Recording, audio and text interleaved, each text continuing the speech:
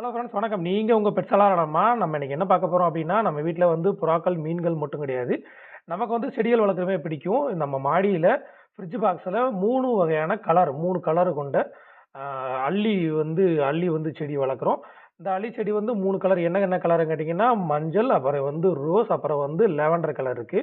இது 3மே ஒரே தொட்டியில இருக்கு அப்படின்றதுனால, அதுபோக அந்த தொட்டியுமே ரொம்ப அழுக்கான ஒரு விஷயம் இருக்கனால, சரியா இப்ப வர பூக்க மாட்டேங்குது.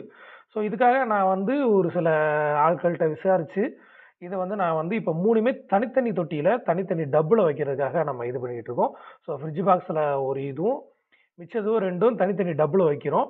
இதனால இது வந்து தொடர்ச்சியா நல்லபடியா பூக்கும் அப்படின்னு சொல்லி நம்ம இதுக்காக நெறைய உரங்கள் குடுத்து நம்ம வைக்கிறோம். ஆ தொடர்ந்து நம்ம இத பத்தி தொடர்ந்து நம்ம வீடியோ போடுறோம். நான் இது குரோத்தெல்லாம் நான் உங்களுக்கு காமிக்கிறேன்.